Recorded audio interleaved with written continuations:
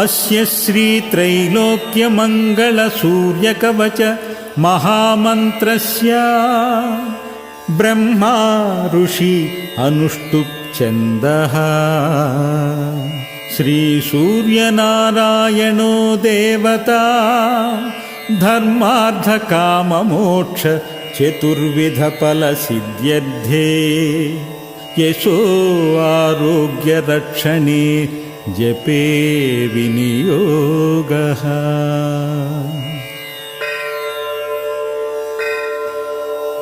ह्रां अङ्गुष्ठाभ्यां नमः, ह्रीं तर्जनीभ्यां नमः, ह्रूं मध्यमाभ्यां नमः, ह्रैं अनामिकाभ्यां नमः।